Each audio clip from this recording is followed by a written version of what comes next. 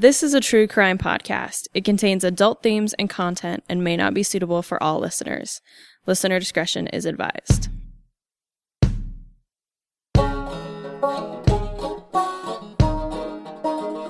He said, "You know what this is?" I said, "Yeah, it's a razor blade." He said, "I got you at my mercy, don't you?" And here, they were guards and I was a convict. And that's the way it was. You knew where you were. He says, "I wish you would just learn to behave like ladies." And he said, "If you draw any blood, I'll kill every man in there." So the man dropped the knife and turned to the other men that were with him that he had set loose out of the various cells and said, "Well, he means it. He'll kill us if we don't give up." So they gave up. You do your own number, you do your own time. If you hear something, you keep it within yourself. If you see something, you're blind to it. I don't care if it's a killing, whatever. You just don't see it. Welcome, ladies and gentlemen, to Behind Gray Walls, another episode with Skye and I. And we are in the studio again this week. Yeah, we are. So excited. Today we have a very special episode, like every other episode, but this is another one of our couples episodes. Yay. Yeah. Or wait, do we reveal that at the beginning? Yeah, or? we do. Oh, okay. I think so. We should just say, because, yeah. I mean, it'll say Chacon and Chacon. yeah, they'll be like, oh, are they married? Might as well just be like, they came in together.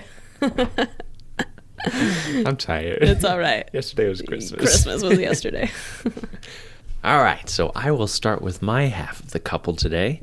I have Jesus Maria Chacon, number 3043. In my sources, of course, the Idaho Statesman, Chronicling America, the Trinidad, Colorado town website, which had all these residency records, which showed everybody that lived in the town and what their jobs were and their addresses.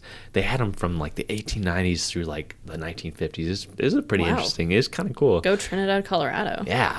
And Idaho Supreme Court records. So Jesus Maria Chacon, he's born on September 11th, 1863. And this is contentious, but in one record I found that he was born in Trinidad, Colorado. In several future census records, he would say he was born in New Mexico, where he says his parents were born.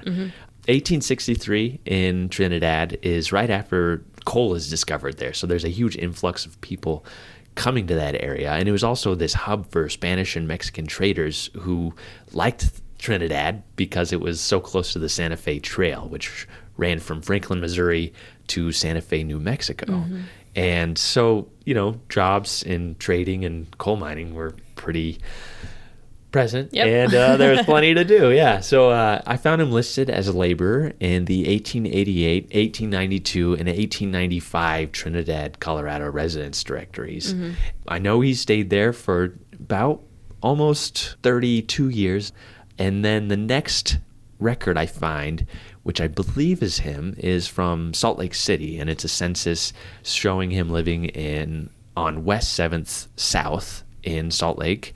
And this is for all of our Salt Lake listeners. I think that's kind of near the airport. West 7th, yeah.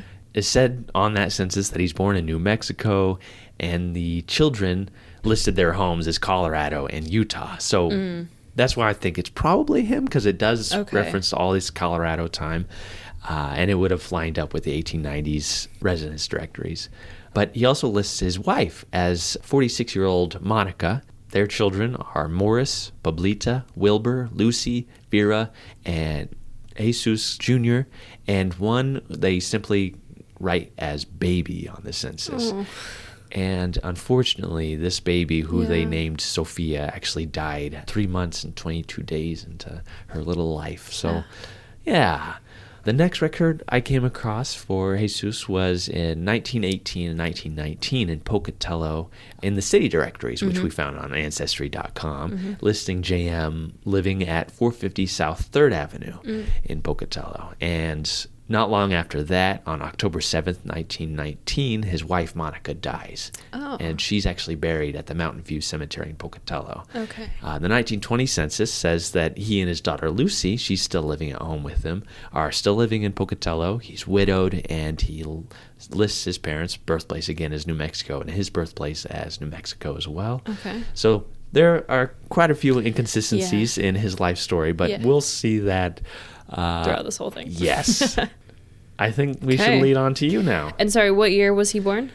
1863. Okay. Yeah.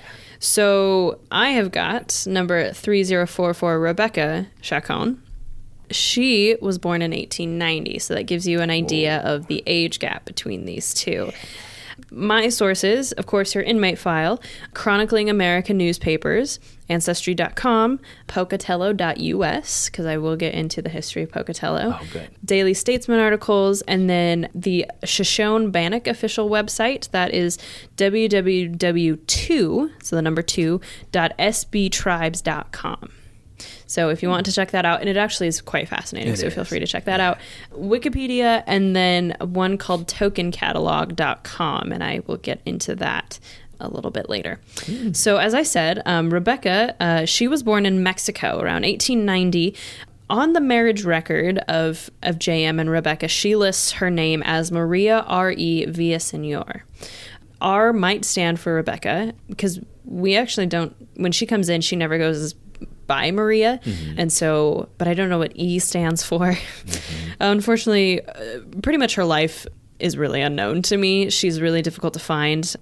I don't know where in Mexico she's from, and like I said, I don't really even know if Maria or Rebecca Villaseñor is actually her name. I'm pretty certain she was born in Mexico, but that's pretty much it. Eventually, she moves to the United States, but she is not in the United States long enough to become a citizen, and that's going to be important a little bit later.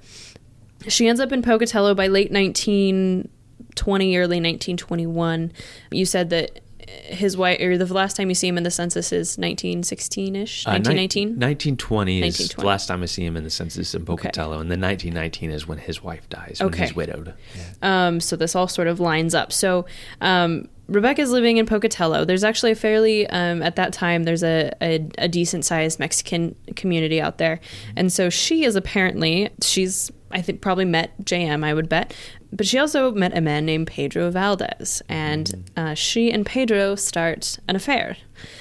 And Pedro is married to another woman. This is according to the attorney G.L. Tyler, who was the assistant of the prosecuting attorney McDougal, and McDougal's the one who did all the research and investigation. So according to his assistant, basically, he says that Pedro was married and they were having an affair. This is sort of the only time that we see it mentioned that they were having an affair, but it seems that probably is accurate. Pedro and his wife were supposedly in the process of getting a divorce at the time of the affair.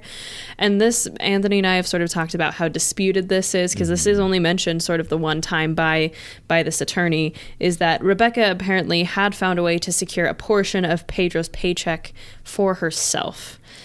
I don't know how, and I don't really know why, but she doesn't seem the most like, she kind of seems like I don't want to say creep, but basically she just doesn't really seem super honest, from what I can tell. And she kind of seems to be doing things if it suits her, like is to her advantage, whether that's money-wise, whether that's marriage-wise, as we'll see. Absolutely. She kind of just does things to be good for herself. And so, on March 30th, 1921, this is where J.M. and Rebecca get married in Pocatello, Bannock County, Idaho. I don't know why she chooses to marry J.M. instead of waiting for Pedro's divorce. You do. So J.M. is pretty well known. He's a pretty prominent Mexican resident in the city, and he had actually been working as a treasurer for this Odds Carriers and Buildings Labor Union for 6 years.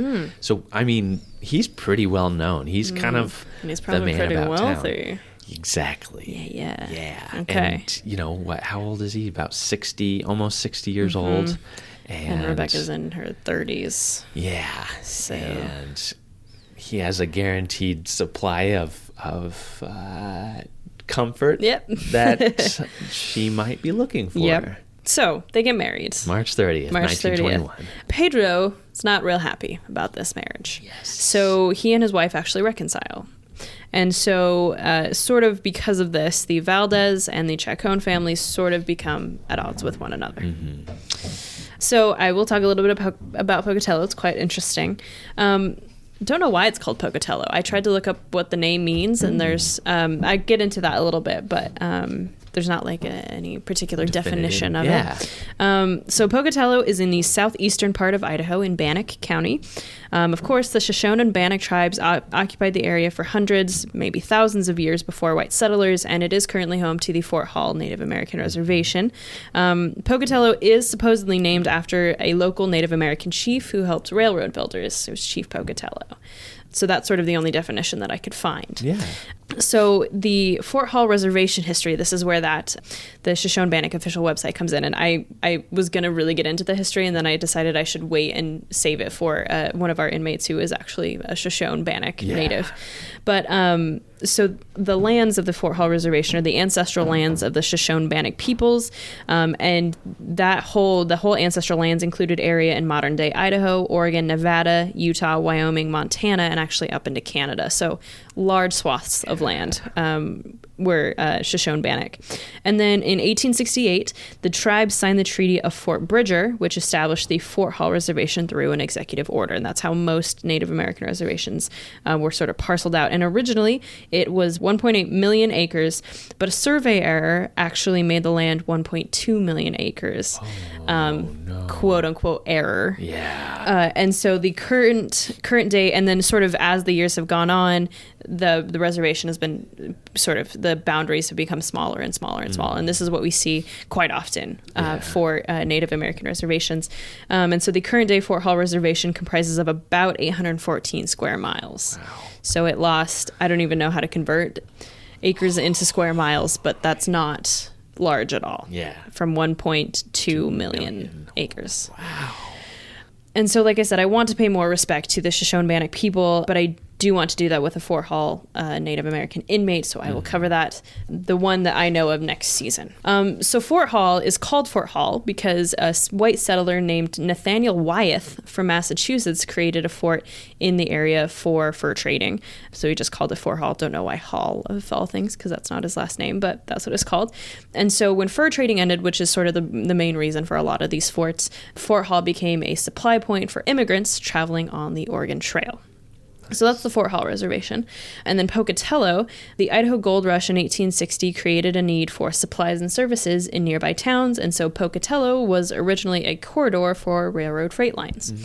Sort of how a lot of Idaho towns, especially in the southeastern region, sort of come about. Definitely. So as the gold rush dies down, then agriculture starts to draw people into the area, which is what we saw with Idaho Falls last episode.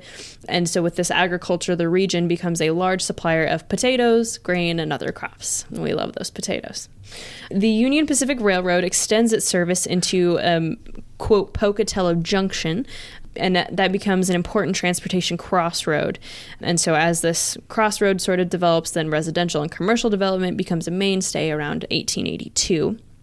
And then Pocatello is founded as a town in 1889 and was known as the Gateway to the Northwest because miners and trail immigrants passed through the Portneuf Gap, which is a gap that basically is cut out of the canyon that's right there to get where they wanted to go. So Gateway to the Northwest because everyone had to pass through that stuff, that area.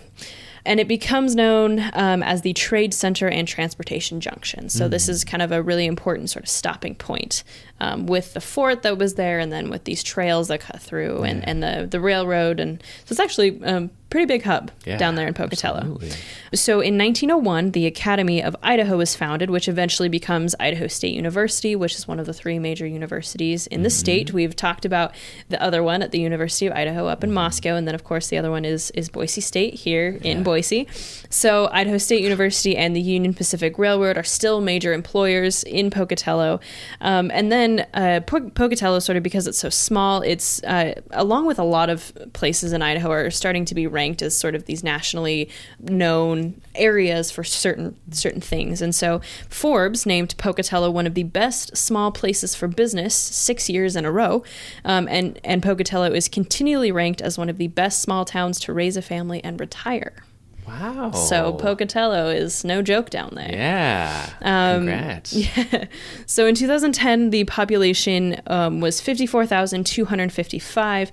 The 2018 estimate is 56,266. So Pocatello is the 5th largest city in the state. Nice. And so to tie it back to my old movies, which I always do, in Judy Garland's A Star is Born, she sings about being born in a trunk in the Princess Theater in Pocatello, Idaho. And I have done my research. There was no such thing as the Princess Theater, but even in 1954, Pocatello was somehow known, I think because the name was kind of funny, but I actually... and there's another song called Boise, Idaho. It's Judy Garland and Bing Crosby, and they sing about Pocatello, I think. So Nice. Anyway, just had to tie that in because Wow, I that's like who I it. am as a person. So that is Pocatello. So this is where JM and Rebecca are. So I think I will hand it over to you to talk about their crime a bit. Yes. So, on the evening of Monday, July 13th, 1921, there's a dance being held at the Mike Gates Pool Hall in Pocatello. And Mike Gates is he's a Pocatello pioneer, and he was born in Italy. He helped build and organize the town and was a major political figure and leader in local labor unions. He would regularly travel to the East Coast and collect Southern European laborers to bring them back to Pocatello and to work on the Short Line Railroad. And so he was really well known among labor unions, which would be why, you would invite in these folks, JM's family and friends, and they're all having a dance at this hall. And it seems that Prohibition did not stop the revelers because everybody was intoxicated. Of course, Prohibition had been going on here in Idaho for almost 6 years at this point. Right. And Now, before you go any further, I do have some cool stuff about Mike Gates Pool Hall. Oh, yeah. So I wanted to see if we could find out where in the town it was. I couldn't find anything on that. But what I did find were 2 cool old tokens from the pool hall at tokencatalog.com. You probably saw these. Yeah. So they're 2. And so the first one on one side says Mike Gates Pool Hall, Pocatello, Idaho. And then the other side says good for 12.5 cents in trade. And then the second one on one side, it says 4th Avenue Pool Hall, Mike Gates.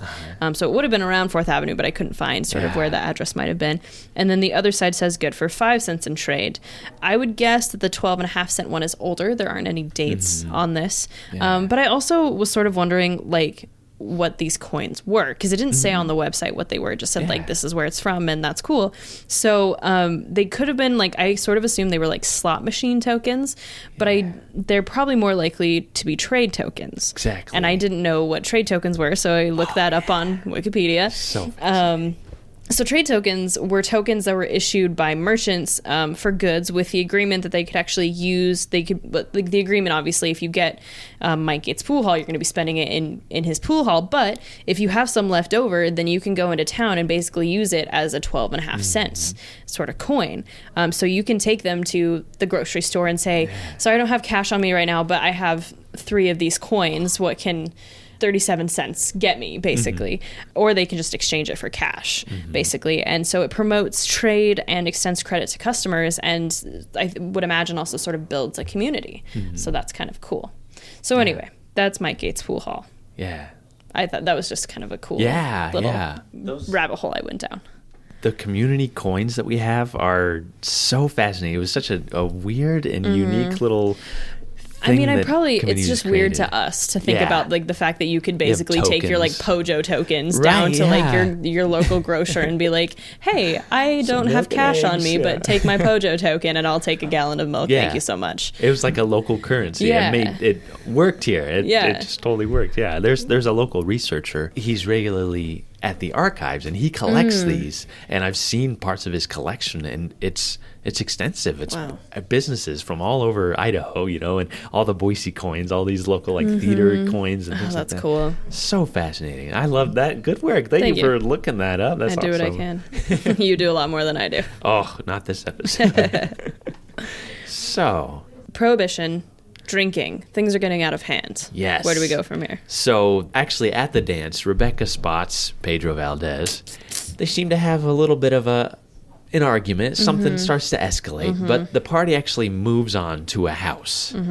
House at 242 East Hayden Street, which is no longer there. I also looked that up. It's sort of at a crossroads, sort of right by the railroad What's tracks. that? There's like a big, was that? It's like a grain silo or That's something what I is what it thought. looked like. Yeah. I was like, what is that? Yeah.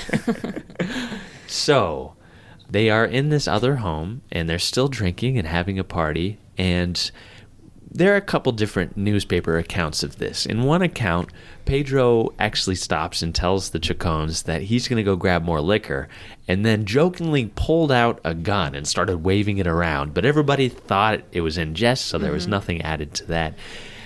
At about 2 a.m., though, on July 12th, 1921, Rebecca and Pedro get into an argument. Now, one of the supposed arguments is that Rebecca wants Pedro back, or vice versa. They're sort of both reports. So there's too much attention being given between those two. Whatever it is, something is going on. Yes. And Rebecca, who's described as being more intoxicated than Pedro, she gets heated as they're arguing. Now, did you also see the thing in the newspaper that Pedro supposedly said it was not in his policy to enter into? Oh, sorry. That's it. Oh, yeah.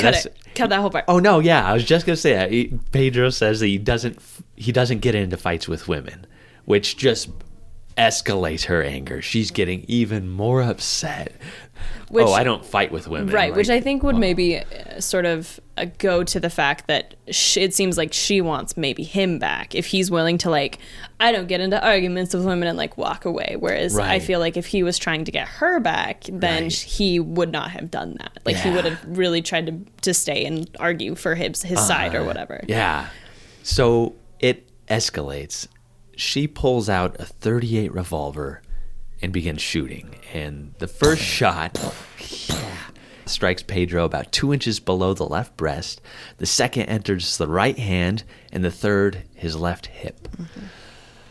JM jumps into the fray. He pulls out his revolver. He opens fire on Pedro, and the bullet actually goes through Pedro's head, fractures his skull, probably kills him instantly. Yeah. Pedro's wife jumps into the fight. She pulls out a gun, and Rebecca actually sees this. She raises her gun to shoot Pedro's wife and accidentally shoots JM, shoots her own husband in the abdomen, and he falls to the ground. It seems that, I don't know what happened to Pedro's wife. Maybe she fled. Maybe Rebecca saw the air and dropped her gun. I don't know, but Pedro's wife was not shot in the fray. And neither was Rebecca. Yeah, neither was Rebecca. So when police arrive, they actually find Pedro dead on the floor. When they enter the second room, they see Rebecca lying on the floor, and the officer goes over and tries to lift her up, and she actually turns and raises the revolver at him. And the officer grabbed her arm, pulled the gun out of her hand, and arrested her. Gosh. JM is sent to the hospital where he stays for a few weeks, healing from this wound. And Valdez he's dead on the scene, and he had not just a wife, he had 7 kids. 7 children. So the trial, the courthouse was packed during this week-long trial due to their status in the community. JM is charged with murder in the first degree and sentenced to life in the prison.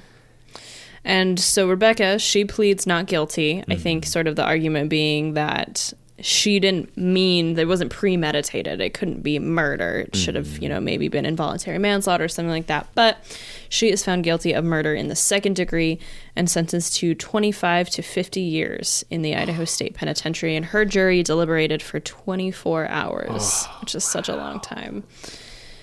And then she enters the Idaho State Penitentiary on October 28th, 1921. Do you want me to read her statistics? Yeah. Okay. What's her intake like? Pretty small. Rebecca Chacon, murder in the second degree. She is 31 years old when she comes in. She is 5 feet even and 156 pounds. She has black hair and maroon eyes, which is really interesting. Her complexion is listed as yellow, which is racist and terrible. No mustache. Born in Mexico, 1890. Occupation housewife. Received from Bannock County, 10/28/21 for 25 to 50 years on October 6th, 1921. So that is her intake. JM's intake, he's received same day, October 28th, 1921. Crime, murder in the first degree, sentenced the balance of his natural life. I just love that they wrote that. The balance of his natural life. That's a sweet way to say it. And this he is given at the age of 58. Born September 11th, 1863, Colorado. Occupation, laborer. Height, 5 feet, 6 7/8 inches tall. Complexion, Mexican. Weight, 134 pounds. Hair color, black. Color of eyes, maroon. Married, has 4 children. Interestingly, his father died when he was 7, and his mother died when he was 35. I didn't realize that he had lost his father so early. Right. He had religious instruction and attended Sunday school in the Catholic Church, which he was still a member of. He attended school for 9 years and could read and write. He was abstinent, but he did chew and smoke tobacco, but he didn't do drugs. He had no former imprisonment. His nearest relative was Rebecca Chacon in Pocatello. His build was regular. His teeth were fair. He had a mustache and $5.56 in his pocket when he arrived, and he had lived in Idaho for about 17 years. Well, so this is, I mean, what you can see here, there's actually a couple different interesting things to point out. First of all is the difference between the intake information. I don't want to say how little they cared for women, but really how... almost as if, like, we don't need that much on them because they're women. Right. Like, they're not, they're not that much of a threat if they escape or whatever. Yeah. This is 1921. This is the same year that Lyda comes in. Lyda is, 3052, so she comes in Just 8 people after. Yeah. As we're learning, women are actually quite capable of doing horrible things, but they just don't give them sort of the same consideration that they give men. And then I think another interesting thing is the fact that JM is American. He was born in America, either in New Mexico or in Colorado, but he's listed as Mexican complexion, whereas Rebecca is literally born in Mexico and is listed as a yellow complexion, which is interesting to me. And so you can see consideration is not taken for basically race and sort of the nuances of race, and that it really just comes down to some pretty major bias and racism back in the 1920s. And I mean, I think society is just to blame for that. I'm not here to blame any of the prison officials or anything like that. That's just the way society was, unfortunately. Yeah. And like the fact that they're married in March and then they're in October. In prison by October. Like that to me, how awkward was that, ride from Pocatello to Boise to the prison? And did they get to have a last kiss and goodbye before she was separated from him? Were they interested in that? Right, yeah, were they? Because I just don't feel like Rebecca was in love with him at all. If that's sort of the vibe we're going for here. I don't think there's much love, at least from her side. I don't know about his side. Yeah. But I don't think she's that interested. And I do imagine a very quiet, like, awkward ride back to Boise. Please like and follow our Facebook page, Old Idaho Penitentiary. From there, you can connect with us directly by joining the Behind Gray Walls podcast group, where you can find the mugshots of the inmates featured in today's episode, supplementary images of the penitentiary, and discussions between group members. We'd love to see you there. If you like the podcast, please consider making a donation. You can do that by going to store.history.idaho.gov/donation.aspx. Be sure to click the Behind Gray Walls podcast tab on the left side of the page. Any donation amount is appreciated and will go toward improving the quality of this podcast, enabling us to bring you the stories that we love and that we hope you love too. So, they actually attempt to appeal the Supreme Court for a retrial in October of 1922, so a year into their incarceration. They said that the case had some problems. They alleged that there was prejudice against them, which affected the outcome because they are not white. Right. The jury had been separated 3 times during the trial, twice in the courthouse, and one time while taking a recess at this cigar store, the Solo cigar store in Pocatello, when 4 jurors actually stood out front while the rest of them went inside. And while they were sitting out at the sidewalk in the front, a man walked up to one of the jurors, didn't say a word, just walked up, shook his hand, nodded, and then walked inside. And so, the bailiff was like, yeah, nothing was said, but, what was going on there? Right. This is kind of serious. Right. They also stated that the prosecuting attorney had made signs and motions towards the jurors when the jury was sitting in the courtroom, which you can't do. Nope. Rebecca and J.M. also objected to the alleged statements that were brought up in the courtroom. So right as Rebecca was being arrested, she said, "I don't care. I know they are going to arrest me in a few moments, but I would not lose hope in killing a gringo." And then there was another statement uttered in the courtroom that said, if they'd taken her as a prisoner for a year or two, she wouldn't lose hope of coming back and exterminating the whole race of Valdez. Wow. So, which that should not have been included in the record for the jurors. And they also argued that the description of the room where the killing took place was incorrect, that the room was changed from July 12th when the shooting occurred and September 8th when the jurors were actually led to that room, that it wasn't the same room. They'd cleaned it up and done all this stuff to it. Interesting. And so these were all things, they seemed like pretty decent appeals for a new trial.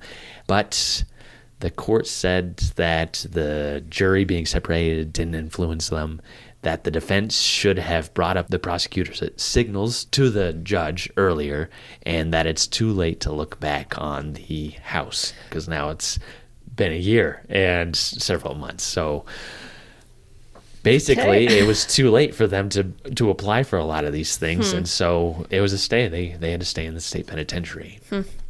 So J.M.'s file is full of over 20 letters written by local labor boards and Pocatello residents calling for his release in 1923 when he gets to go in front of the parole board. And in January, the Larson and Schaefer Home Furnishings owner wrote this letter saying, "I understand, with good many others of the citizens here, that the crime committed was done in the heat of passion, without any premeditation caused by fancied or real liberties by Valdez against Chacon's wife, and that he firmly believed himself to be in danger of his life and used the weapon in self-defense."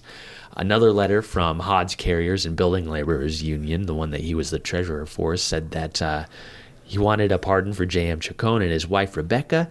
"We are reasonably conversant with the true facts in this case, and we unhesitatingly say that from a moral standpoint, at least, the Chacons were justified in the act they did. It is undoubtedly true that the deceased, Valdez, was attempting to find an excuse to kill J.M. to the end that he, Valdez, might get Mrs. Chacon, who is many years younger than her husband and a pretty woman. This is the real trouble." Yeah. And Seems not fair to blame the dead man. right, yeah. I know, and that's it. Then he continues, the deceased, Valdez, was also of the Mexican race of people. He was born in Mexico, while Mr. Chacon was born in this country, in the state of Colorado, and has resided in Idaho for a great number of years. So more kind of victim blaming. Yep. But in September of the same year, more letters pour in the support of J.M. The deputy sheriff of Pocatello wrote a letter saying that he was a good man and he would make good if he was pardoned. So, someone who arrested him is saying, let the guy go. A letter arrives from Marshall Barrett Lumber Company saying that J.M. was a good person and a hard worker. He had been punished enough and should be pardoned, and it described J.M. as honest, industrious. He bore a great reputation in the city, and he says it would please me and a number of our people to have him granted liberty and give his citizenship back. Basically, there's not a letter that says anything negative about him. Right. This Journeyman Plumbers and Steamfitters Association, right, we do not believe that he was to blame to any great extent in the matter that put him in this prison, but we rather think that he acted as any man would have under the same circumstances.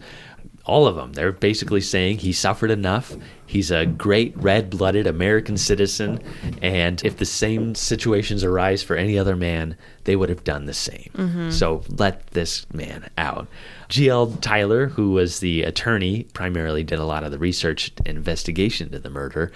He wrote this thing. He said, the assisting prosecuting attorney to Mr. McDougall, who did all the research and investigation to the case, believed that the old gentleman, J.M. Chacon, was to a great extent a victim of circumstance, that he probably acted in the capacity that any husband would have done had he run suddenly into a room and found his young wife lying on the floor beside a former sweetheart with a gun in the hands of the former sweetheart. That's a weird statement because that's not what happened. Right, I know, yeah. And this is like 2 years after the fact, so Right. I think, yeah. Then he talks about the former affairs, saying Rebecca was a former sweetheart of Valdez. She had found a way to get Valdez monthly paychecks. So like more information to the parole board saying it's not his fault. Right. There's something else going on between Valdez and Rebecca. All the support leads to JM's pardon on October 8th, 1923. So about 2 years he's locked in here, and he's allowed to go home, but he is told that Rebecca would be deported, and the only way the two could ever remain together is if they left the United States and lived together elsewhere. Right. So let's get to that. Yeah. So do you know how many letters of support were in Rebecca's file by chance? Zero? There were none. Because I think it's quite obvious that I think JM was truly a victim of circumstance, much like our last couple episode. And as we saw then too, that Jenny and Rebecca are sort of the instigators of this. Yes. And the men are sort of caught up. I mean, Fred is a little iffy. He may have been a little bit more involved. I do think JM was, I mean, he did shoot and kill Valdez, but he was, in his mind, I think, trying to defend his wife. And this doesn't seem to be the case for Rebecca. Every letter was much more for JM than it ever was for Rebecca. Right. I think it's fair that the blame gets put on Rebecca, honestly. We don't have really much about Rebecca's time in prison. Don't have anything. There's one letter written on her behalf, written by JM. Oh, okay. And this is November 14th, 1923. He writes a letter to the Secretary of State asking that Rebecca be allowed to go home to Pocatello for 24 hours, just so that she could get all of her things in shape before she left. Okay. And basically, he said he was tired after getting out of prison, and he just couldn't will himself to put her belongings together. Rebecca was given a parole. It's not quite the same as JM's, though. It is conditional, granted in October 1923, and that condition is that she returned to Mexico on her own dime. The prison's not going to pay for it. And this is going to be effective on January 1st, 1924. So once this goes into effect, now the prison is having to sort of, I don't want to say scramble, but now they're trying to figure out, how do we get her back to Mexico? Are there other deportation parties that she can join? And it's sort of a mess. Going through, there are quite a few correspondences that sort of took some filtering out to try to figure out. So in late 1923, Warden Cuddy wrote the U.S. Department of Labor Immigration Services requesting that Rebecca be included in any deportation parties out to Mexico. And they write back and they say they don't really expect any deportation parties to Mexico anytime soon. Maybe Spokane will have some at one point, so write them, but we can't really help you. So in January 1924, there's a new letter from Denver, which I think is where this U.S. Department of Labor was, and it's discussing a potential inmate deportation from Denver or Salt Lake City. What they would need is a guard to accompany her, preferably a female guard, so that she doesn't escape while she's in the restroom. This particular deportation officer who writes Warden Cuddy, he says, quote, "However, I was recently talking with the officer at Pocatello, Idaho, who arrested this woman, and he represents her to be a big, burly Mexican woman of some 180 to 200 pounds weight, who during a drunken brawl placed a revolver to a man's temple and shot him through the head, killing him, and who would need a strong man to guard her." That's not true. Rebecca is about 150 pounds. Yeah. And I think there may have been some racism involved in maybe that description as well. Yeah. I was curious if you were going to bring that letter into play, because that is one of those, like, oh, God, it's so wrong in so many ways. Yeah. And so unless she gained 50 pounds in prison, which I doubt is the case, especially during the 1920s. They were treated well, but they weren't treated enough to gain 50 pounds well. So it really just seems like an exaggeration against a Mexican woman, but also against a, quote, dangerous woman, which is really kind of a crappy way to treat a woman, even if they did commit a crime. Like, it's not fair to sort of exaggerate their appearance and their strength and the thing that they did. It's just not very nice, but we are sort of in criminal justice, so it is what it is. A February 1st, 1924 letter, so even though hers was supposed to take effect January 1st, they're not going to just let her go. They have to she has to either have money and have a plan to leave, or she has to go out with one of these deportation parties. So February 1st, 1924 is the letter with an immigrant inspector from Denver named D.H. McCormick. He wrote Warden Cuddy that it would be possible for Rebecca to join two Mexican, quote, aliens from the Wyoming State Penitentiary, which is in Rawlins, Wyoming, and he was taking these other Mexican inmates to San Francisco. And so he basically sort of lays out where they're going to go. And so he says that they're going to meet in Salt Lake, I think, and they're going to take a train across to San Francisco, and then from San Francisco they're going to take a steamship to Mazatlan, Mexico, and they would leave. And so basically I sort of looked at sort of the route that this would take. So it would leave San Francisco and go south, and then cruise around the little tiny strip of California Baja Sur, which is that little sort of tail between the main part of Mexico and California, and into so then it would come up into the Gulf of California to Mazatlan, which is just north of Guadalajara. And so she has to pay her own way. So this immigration inspector starts to sort of lay out how much everything costs. So the price of a train ticket from Salt Lake to San Francisco is about $36.24, but she is going to have to pay for berth on the train. She gets a ticket to get on it, but if she wants to sleep, she has to pay for that. And a berth is either $9 for a standard berth or $4.50 for a lower tourist berth. Jeez, yeah. Then there's maintenance expenses on the train, which I'm assuming is food. I don't know what else you would pay for that would be called like maintenance. Like, I don't know if maybe you have to pay for a shower. I don't even know if they have showers on older trains. That's a good question. I don't know. So I'm Yeah. assuming it was food. Anyone into trains and travels from the 1920s? Yeah, let us know. But that's going to be about $4 a day. $4 a day. And wow. the train, so now the train from Salt Lake to San Francisco takes about 18 hours, but back then it probably would have taken at least a couple days, I would imagine. I'm not sure. I couldn't find how exactly long that would take. Yeah. And the train is going to go, so Salt Lake, it's going to go north through Ogden, and then west through northern Nevada and through the Sierra Nevada mountains. And then according to a Union Pacific rail map from the Library of Congress online collection, that is sort of that route that they had. But it's not unreasonable to, because we don't know if the Union Pacific was the train that they took, but I don't think it's unreasonable to assume, especially if it's leaving from Salt Lake. Yeah. That was sort of a UP hub. So then they have to get on a steamship. The price of a first class steamship ticket, which he assures is the only class, she can't get a lower class ticket.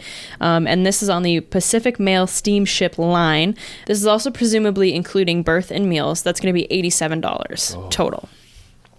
And then while she's in prison, because she's going to have to be kept in prison both in Salt Lake and in San Francisco, she has to pay for that herself.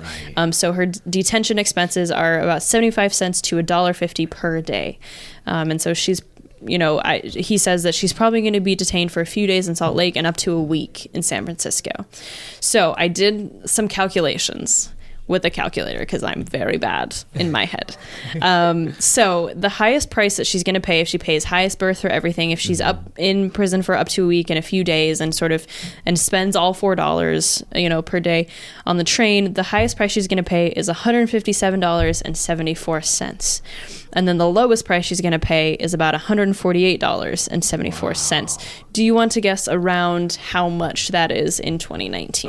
I'm terrible at this. I know, but it's a fun game. It's my favorite game. 148 to 157. We'll say like $3,000. Fairly close. It's for $157. That's $2,373.90, or for 148, $2,238.46. That is a lot. It's a lot of money. 2 years in prison. Right.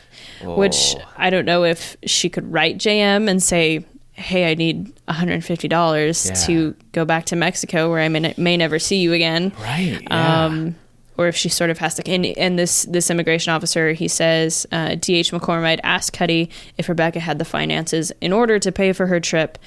And we don't have have a carbon copy of that response, which normally we do, but we don't in this case. So she must have, or she got the money from JM, because she is released from the prison on February 4th, 1924, and is presumably sent down to Mexico through that whole sort of chain of events. And she was in the prison for 2 years, 3 months, and 8 days. And she was kept about a month and a half longer than she was supposed to. But again, they're not just going to release her. Deportation, yeah. And so in terms of what happens to her after she's released, there are no records detailing her journey home. She was supposed to stay out of the United States permanently. And so I started looking in Mexican records for a Maria Villaseñor or a Rebecca Villaseñor. They are very common names, again, like I said. And so tracing her in Mexico is nearly impossible. Even if there was someone who I thought might be her under the name Maria Villaseñor, who was born in 1890, but she ended up, at the same time she would have been here, there's a marriage record down in Mexico. And so that's not her. And so, because I think it was not just a marriage record, but then she had children, like in the same years that she was in Idaho and in prison. And so we know that is not her. And this is sort of an issue that I found, and you may not find quite as much, but especially because women, their last names change. So often finding them before is really difficult. I would always come into Anthony's office and be like, I can't find this one. I can't find her before because I don't know what her maiden name was. And I would dig and dig and dig and dig and dig. And then like 2 days later, I'd be like, I found her. Yeah. Like it was such a big deal. We always said we should get a bell between our offices that when we found something big, we could like ring it. It would have just been all me ringing it because Anthony knows everything already. No, it's not true. And so then I also tried to look up, like I said, Rebecca Chacon. They're actually, I think Rebecca, because it's such an anglicized name, there weren't very many that I could find in Mexico. There were some Rebecca Chacons in like Los Angeles, but if I remember correctly, all of them, when it listed race, it said white. So I don't think any of those were her either. So unfortunately, I don't have anything about her when she leaves the prison. But I would bet, sort of based on what we learn about her from her time here, that she probably married someone else, probably wanted to have a nice lifestyle. So I don't know if maybe she found someone in Mexico who would have had money and sort of taken care of her that way, or if she was on her own for a little bit. I wish I knew. I'm really interested in sort of what her life was after this. Yeah. Oh. If she snuck back into the U.S., which would have been very possible. I mean, she just would have been deported under the name Rebecca Chacon. So if she goes into California and uses the name Maria Villaseñor, it's not like it is today. You can get away with that. Right. And I think I did look for Maria Villaseñor in California, which again, since it is so close to Mexico, there were so many Mexican immigrants up in there. And so it was difficult to find anything that might have been her as well. So unfortunately, this just happens sometimes. Right. But, I know. I really would like to know sort of what happened to her. Yeah, researching like minority population, we find that there aren't as extensive and detailed documents like there are for more of our Anglo-Saxon. You know, it's difficult. With JM, I was digging, and then I realized there's a letter from October 1936. Oh. The letter arrives from the LA Department of Charity asking for records on Mr. Jesus Chacon to confirm his age, and he was 70, and he was applying for aid under the Old Age Security Act. So this is the very first, this is right as Social Security. It's about a year into the experiment of Social Security, which is just starting.